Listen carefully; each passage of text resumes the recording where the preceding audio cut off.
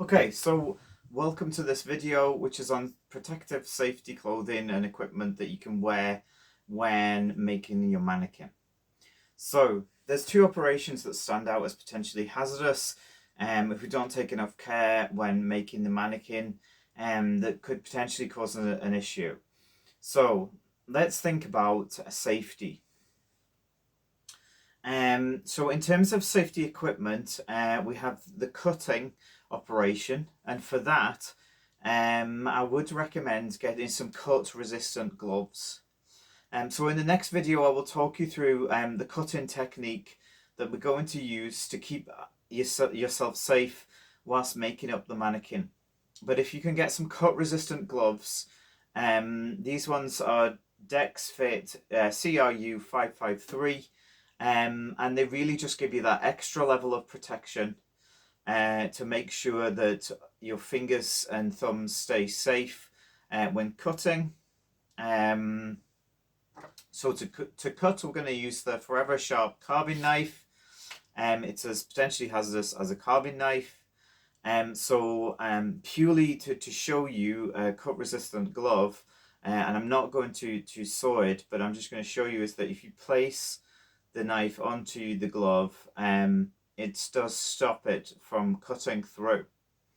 Now, it only does that if your glove is not too does not have too much wear and tear on it, and it is a cut resistant glove.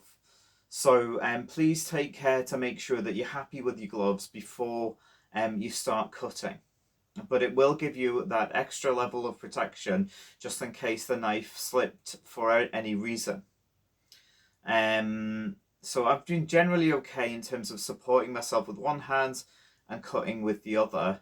And I haven't found that the blade has been particularly slippy. So it's been pretty predictable. But I would recommend the cut resistant gloves. It's just there if you need it. It's that extra level of protection.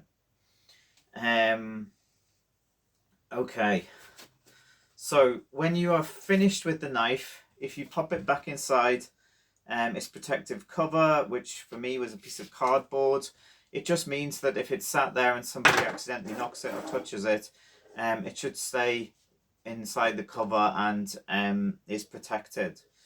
You should be supervising the knife at all times and not letting anyone who shouldn't be interacting with it interact with it.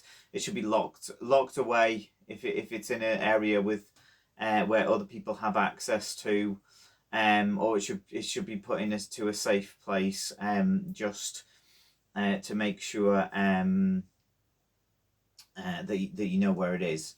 Okay, so beyond that, we have the gluing operation. So let me just put my safety specs on.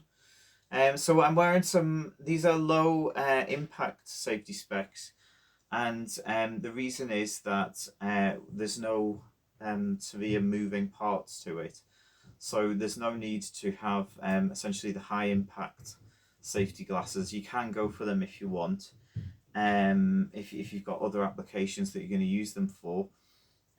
So then the next thing is just to look for what sort of gloves could you use, and what you want is, well, these are latex rubber gloves. These come from a gardening shop.